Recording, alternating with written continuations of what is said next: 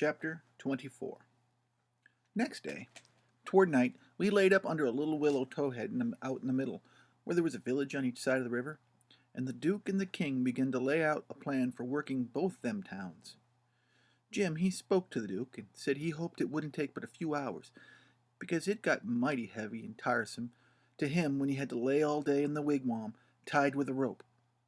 You see, when we left him all alone, we had to tie him, because if anybody happened on him all by himself and not tied, it wouldn't much look like he was a runaway nigger, you know. So the Duke, he said it was kind of hard to have to lay roped all day, and he'd cipher out some way to get around it. He was uncommon bright, the Duke, and soon he struck it. He dressed Jim up in King Lear's outfit, with a long curtain calico gown, and a white horsehair wig, and whiskers, and then he took his theater paint and painted Jim's face and neck and ears and all over a dead solid blue, like a man had been drowned in 9 days. Blamed if he weren't the most horrible-looking outrage I ever see. Then the Duke took and wrote out a sign with a shingle, so, and it said, "Sick Arab, but harmless when not out of his head." And then he nailed that shingle to a lath and stood the lath up 4 or 5 foot in front of the wigwam. Well, Jim was satisfied. He said it was a sight better than lying tied a couple of years every day, and trembling all over every time there was a sound. And the Duke told him to make himself free and easy, and if anybody ever come messing around, he must hop out of the wigwam and carry on a little, fetch a howl or two like a wild beast, and he reckoned they would light out all right and leave him alone. Which was sound enough judgment. But you take the average man, he wouldn't wait for him to howl. Why, he would only look like he was dead. He wouldn't look a considerable more than that before he would light out. Well, these rapscallions wanted to try the Nonesuch again, because there was so much money in it, but they judged it wouldn't be safe, because maybe the news might have worked along down by this time. They couldn't hit no project that suited exactly, so at last the Duke said he reckoned he'd lay off and work his brains for an hour or two, see if he couldn't put up something on the Arkansas village, and the King, he allowed he would drop over to the other village without any plan, and just trust to Providence to lead him to the profitable way. Meaning the devil, I reckon. We had all bought store clothes when we was stopped last, and now the King put on his'n and told me to put mine on, and I done it, of course. The King's duds was all black, and he did look real swell and starchy. I never knowed how the clothes could change a body before. Why, before, he looked like the orneriest old rip that ever was. But now, when he'd take off his new white beaver, and make a bow and do a smile, he looked that grand and good and pious that you'd say he walked right out of the ark. Maybe it was old Leviticus himself. Jim cleaned up the canoe, and I got my paddle ready. There was a big steamboat laying at the shore away up under the point, about 3 miles above the town. Been there a couple of hours, taking on freight.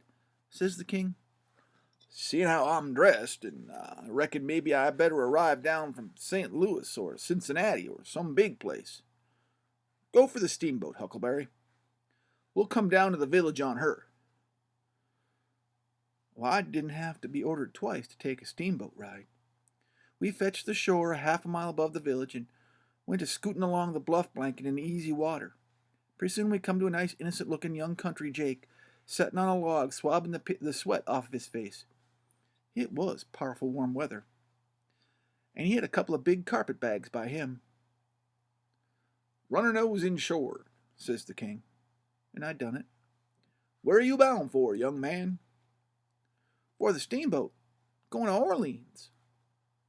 "Get aboard," says the King. "Hold on a minute, my servant will help you with them bags. Jump out and help the gentleman, Adolphus." Meaning me, I see.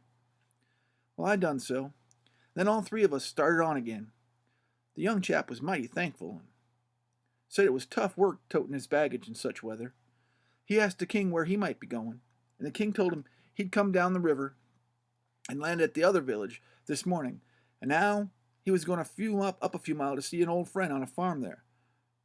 And the young fellow, he says, "Well, when I first seen you, I says to myself, It's Mr. Wilkes, sure, and he come mighty near to getting here on time. But then I says, no, it ain't him, or else he wouldn't be paddling up the river. You ain't him, are you? No, my name's Blodgett, Alexander Blodgett, Reverend Alexander Blodgett. I suppose I must say, as I'm one of the Lord's poor servants. But still, I'm just as able to be sorry for Mr. Wilkes not arriving on the same time, all the same. If he's missed anything by it, which I hope he hasn't. Well, he don't miss any property by it because he'll get all that all right. But he missed seeing his brother Pete die, which he mayn't mind. Nobody can tell as to that. But his brother would have given anything in this world to see him before he died. Never talked about nothing else all these 3 weeks. Hadn't seen him since they was boys together. Hadn't ever seen his brother William at all. That's the deef and dumb one. William ain't no more than 30 or 35. And Peter and George was the only ones that come out here. George was a married brother. Him and his wife both died last year. And Harvey and William's the only ones that's left now. And as I was saying, they haven't got here in time. Well, did anybody send them word? Oh, yes. A month or two ago, when Peter was first took. Because Peter said he sort of felt like he weren't going to get well at this time.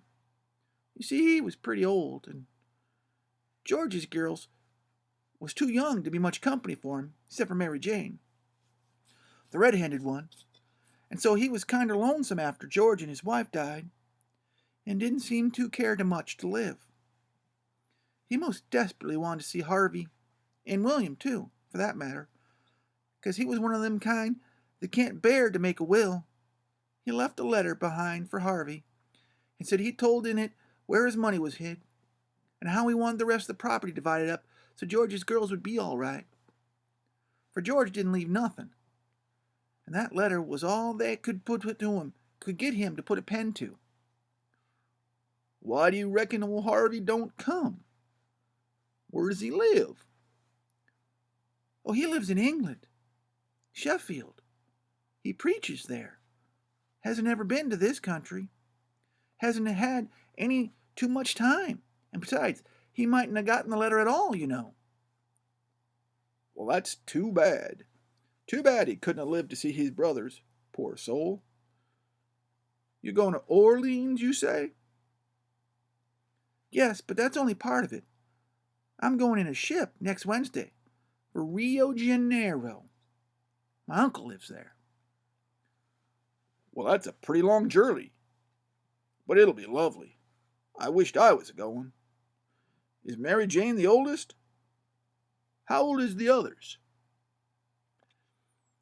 Well, Mary Jane's 19. Susan's 15. And Joanna's about 14. That's the one that gives herself to good works and has a hare lip. Oh, the poor things, to be left alone in the cold world so. Well, they could be worse off. Old Peter had friends, and they ain't going to let them come to no harm. There's Hobson, the Baptist preacher, and Deacon Lot Hovey, and Ben Rucker, and Abner Shackelford, and Levi Bell, the lawyer, and Dr. Robertson, and their wives, and the widow Bartley, and, well, there's a lot of them. But these are the ones that Peter was thickest with, and used to write about sometimes, when he wrote home, so Harvey'll know where to look for friends when he gets here. Well, the old man went on to asking questions till he was just emptied, that young fellow. Blamed if he didn't inquire about everybody and everything in that blessed town, and all about the Wilkses, and about Peter's business, which was a tanner, and about the Georges, which was a carpenter, and about Harvey's, which was a dissentering minister, and so on, and so on. And then he says, well, what did you want to walk all the way up to Steamboat for? Because she's a big Orleans boat, and I was afeard she mightn't stop here. When they're deep, they won't stop for a hail. A Cincinnati boat will, but this is a St. Louis one. Was Peter Wilkes well off? Oh, yes, plenty well off. He had houses and land, and it's reckoned he left 3 or 4 thousand in cash head up somewhere. When did you say he died? I didn't say, but it was last night. Funeral tomorrow, likely. Yes, about the middle of the day. Well, that's all terrible sad, but we've got to go. We've all got to go, one time or another. So what we want to do is be prepared. Then we're all right. Yes, sir. It's the best way. Ma used to say that. When we struck the boat, she was about done landing, and pretty soon she got off. The king never said nothing about going aboard. So I lost my ride after all. When the boat was gone, the king made me paddle up to another mile, up a lonesome place. And then he got ashore and says, Now hustle back, right off, and fetch up the Duke here, and the new carpet bags. And if he's gone over to the other side, go over and get him. Tell him to get himself all regardless. Shove along now.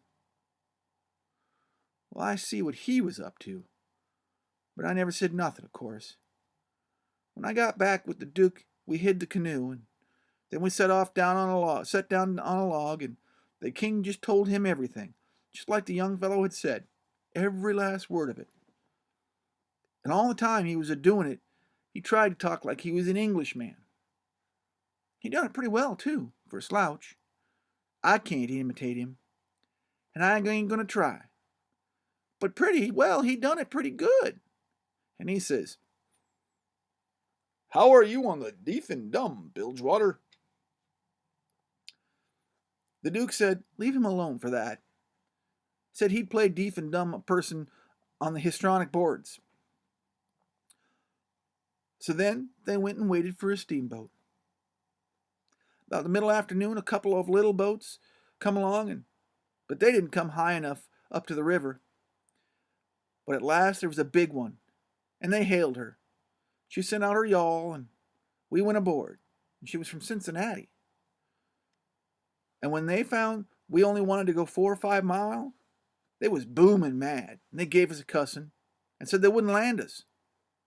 But the king, he was calm.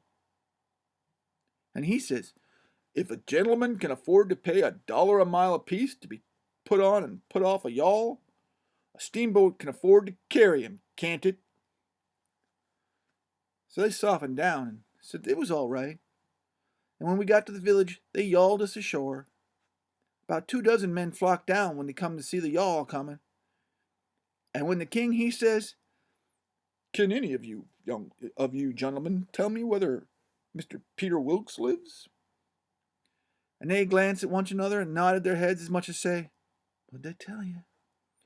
Then one of them says, kind of soft and gentle, Well, I'm sorry, sir, but the best we can do is to tell you where he did live yesterday evening. Sudden as a winking, the ornery old creature went all to smash. He fell up against the man and put his chin on his shoulder and cried down his back and says, Alas, alas, our poor brother, gone, and we never got to see him. Oh, it's too hard. And he turns around, blubbering, makes a lot of idiotic signs to the Duke on his hands, and blamed if he didn't drop a carpetbag, bust out over a crying. If they weren't the beatenest lot, them two frauds, that I ever struck. Well, the men gathered around them and sympathized with them and said all sorts of kind things to them, and carried up their carpetbags up the hill for him, and let them lean on them and cry, and told the king all about his brother's last moments. And the king, he told it all over again on his hands to the Duke, and the both of them took on about the dead tanner like they'd lost 12 disciples. Well, if I ever struck anything like it, I'm a black man. It was enough to make a body ashamed of the human race.